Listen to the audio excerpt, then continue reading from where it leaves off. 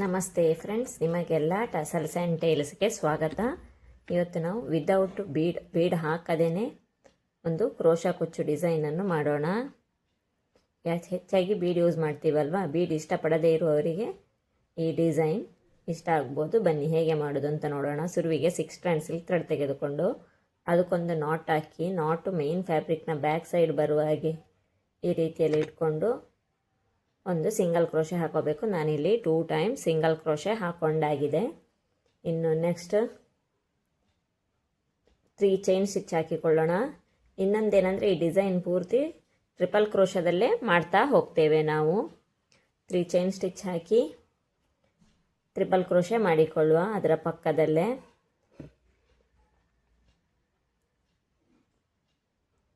ಒಟ್ಟಿಗೆ 6 times triple crochet ಮಾಡಿಕೊಳ್ಬೇಕು. ಫಸ್ಟಿನ 3 chain stitch ಕೂಡ ಒಂದು ಕಂಬದ ಹಾಗೆ ಕನ್ಸಿಡರ್ ಆಗ್ತದೆ. ಇವಾಗ 2 ಆಯಿತು, 3, ಟೋಟಲ್ 6 ಟೈಮ್ಸ್.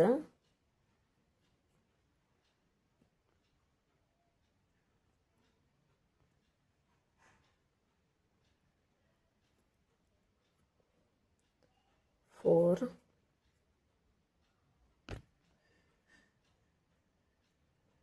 ಡಿಸೈನ್ ನೋಡಲಿಕ್ಕೆ ತುಂಬಾ ಯೂನಿಕ್ ಆಗಿದೆ.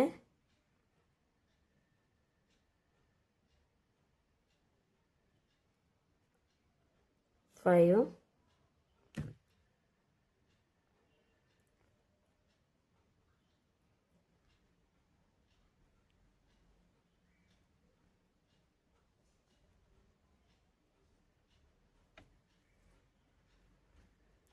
6th,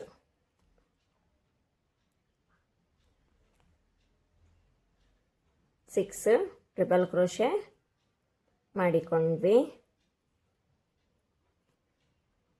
6 ಟ್ರಿಪಲ್ ಕ್ರೋಶೆ ಈ ರೀತಿಯಾಗಿ ಕಾಣಿಸ್ತದೆ. ಇನ್ನು ನೆಕ್ಸ್ಟ್ 4 ಚೈನ್ ಸ್ಟಿಚ್ ಹಾಕಿಕೊಳ್ಳುವ. 1, 2, 3, 4 ಹೇಳೋದು ಮರೆತೆ. ಈ ಡಿಸೈನು ಸಿಂಗಲ್ ಸ್ಟೆಪ್ ಡಿಸೈನ್ ಆಗಿರ್ತದೆ, ಹಾಗಾಗಿ ಫ್ಯಾಬ್ರಿಕ್ಕನ್ನು ಫ್ರಂಟ್ ಬ್ಯಾಕ್ ತಿರುಗಿಸ್ಕೊಳ್ಳಿಕ್ಕೆ ಜಾಸ್ತಿ ಆಗಿರ್ತದೆ. ಇಲ್ಲಿ ನಾವು ಸ್ಟಾರ್ಟಿಂಗಲ್ಲಿ 3 ಚೈನ್ ಸ್ಟಿಚ್ ಹಾಕಿದ್ವಲ್ಲ, ಅದರ ತುದಿಗೆ ಟ್ರಿಪಲ್ ಕ್ರೋಶೆ ಹಾಕ್ಕೊಂಡೇ ಲಾಕ್ ಮಾಡಿಕೊಳ್ಬೇಕು. ಈ ರೀತಿ ಸೂಜಿ ಮೇಲೆ 2 ಸತಿ ಸುತ್ತಿಕೊಂಡು ಈ ಚೈನ್ ಸ್ಟಿಚ್ಚಿನ ತುದಿಗೆ ಬಂದು ಈ ರೀತಿ ದಾರ ತೆಗೆದುಕೊಂಡು 2 ಲೂಪಲ್ಲಿ 1 ಸತಿ,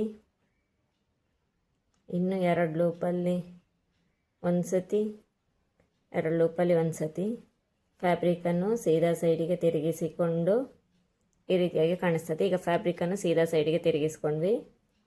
ಇನ್ನು 3 ಚೈನ್ ಸ್ಟಿಚ್ ಹಾಕಿಕೊಳ್ಳುವ. 3 ಚೈನ್ ಸ್ಟಿಚ್ಚು ಹಾಕಿಕೊಂಡು ಆದಮೇಲೆ ತಿರ್ಗಾ ಟ್ರಿಪಲ್ ಕ್ರೋಶೆ ಮಾಡಿಕೊಳ್ಬೇಕು.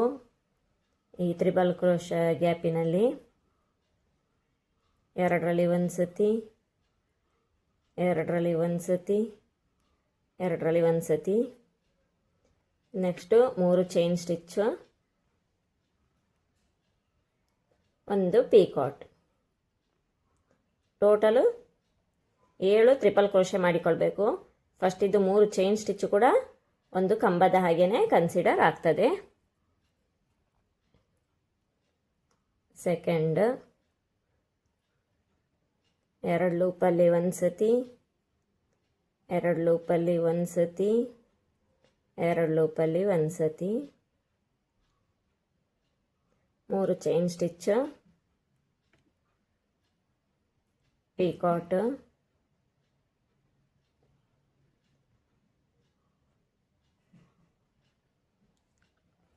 ತಿರ್ಗಾ 3 ಟ್ರಿಪಲ್ ಕ್ರೋಶೆ ಮಾಡಿಕೊಳ್ಬೇಕು. ಈ 7 ಚೈನ್ ಸ್ಟಿಚ್ಚಿನ ಗ್ಯಾಪಿನಲ್ಲಿ ಟ್ರಿಪಲ್ ಕ್ರೋಶೆ ಮಾಡಿಕೊಳ್ಳುವಾಗ ಲೆಂತ್ ಯಾವತ್ತೂ ಒಂದೇ ರೀತಿಯಲ್ಲಿ ಇರಬೇಕು, ಇಲ್ಲದ್ರೆ ವರ್ಕಿನ ಲುಕ್ಕು ಹಾಳಾಗ್ತದೆ. ಇದೇ ರೀತಿಯಲ್ಲಿ ಕಂಟಿನ್ಯೂ ಮಾಡಬೇಕು. ಟ್ರಿಪಲ್ ಕ್ರೋಶೆ 3 ಚೈನ್ ಸ್ಟಿಚ್ ಹಾಕಿ ಪೀಕಾಟ್ ಹಾಕಿ ನಾನಿಲ್ಲಿ 7 ಸತಿ ಮಾಡಿಕೊಂಡು ಲಾಸ್ಟಲ್ಲಿ ತೋರಿಸ್ತೀನಿ. ಇಲ್ಲಿ ಇವಾಗ 7 ಟ್ರಿಪಲ್ ಕ್ರೋಶೆ ಮತ್ತು 7 ಪೀಕಾಟ್ ಆಗಿದೆ ನೋಡಿ. ವರ್ಕ್ ಈ ರೀತಿಯಾಗಿ ಕಾಣಿಸ್ತದೆ. ಇನ್ನಿವಾಗ ನೆಕ್ಸ್ಟ್ ಟ್ರಿಪಲ್ ಕ್ರೋಶೆನೇ ಮಾಡಿಕೊಳ್ಬೇಕು. ಈ ವರ್ಕ್ ಎಲ್ಲಿಗೆ ಬರ್ತದೆ ನೋಡಬೇಕು.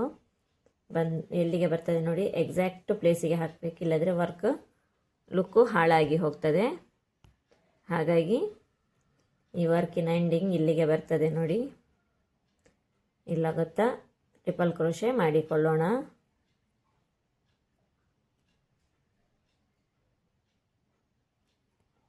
ಎರಡರಲ್ಲಿ ಒಂದು ಸತಿ, ಎರಡರಲ್ಲಿ ಒಂದು ಸತಿ, ಈ ರೀತಿಯಾಗಿ ಇಲ್ಲಿಗೆ ವರ್ಕ್ ಫಿಕ್ಸ್ ಆಯ್ತು ನೋಡಿ. ಈ ರೀತಿಯಾಗಿ ಕಾಣಿಸ್ತದೆ ಆರ್ಚ್. ಇನ್ನು ತಿರ್ಗಾ ಇಲ್ಲಿ 6 ಟ್ರಿಪಲ್ ಕ್ರೋಶೆ ಹಾಕ್ಕೊಂಡಿದ್ವಾ, 1 2 3 4 5 6. ಇಲ್ಲಿ ಕೂಡ ಇನ್ನು 6 ಟ್ರಿಪಲ್ ಕ್ರೋಶೆ ಮಾಡಿಕೊಳ್ಳುವ.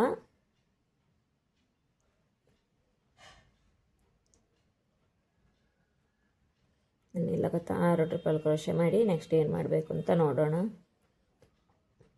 ಈ ಡಿಸೈನ್ ಕುಚ್ಚು ಇಷ್ಟಪಡದೇ ಇರುವವರು ಡೈರೆಕ್ಟು ವರ್ಕ್ ಮಾಡ್ತಾನೆ ಹೋಗ್ಬೋದು. ನಾನಿಲ್ಲಿ ಕುಚ್ಚು ಹಾಕ್ತಾ ಇದ್ದೀನಿ. 6 ಟ್ರಿಪಲ್ ಕ್ರೋಶೆ ಆದಮೇಲೆ 3 ಚೈನ್ ಸ್ಟಿಚ್ ಹಾಕಿ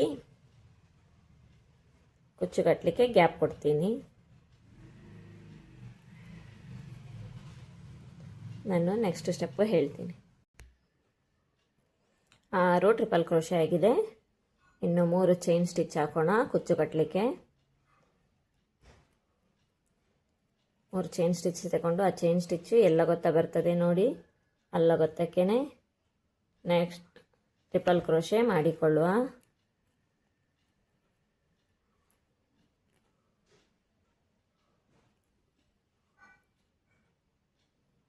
ಇನ್ನು ನೆಕ್ಸ್ಟ್ 6 ಟ್ರಿಪಲ್ ಕ್ರೋಶೆ ಹಾಕಿ 4 ಚೈನ್ ಸ್ಟಿಚ್ ಹಾಕಿ ಫಸ್ಟಿನ ಈಚೆ ಸೈಡಿಗೆ ಹೋಗೋ ಫಸ್ಟಿನ ಟ್ರಿಪಲ್ ಕ್ರೋಶೆ ಮೇಲೆ ಟ್ರಿಪಲ್ ಕ್ರೋಶೆ ಮಾಡಿ ಫಿಕ್ಸ್ ಮಾಡಿಕೊಂಡು ಇದೇ ರೀತಿಯಲ್ಲಿ ಆರ್ಚ್ ರೆಡಿ ಮಾಡ್ತಾ ಹೋಗೋಣ.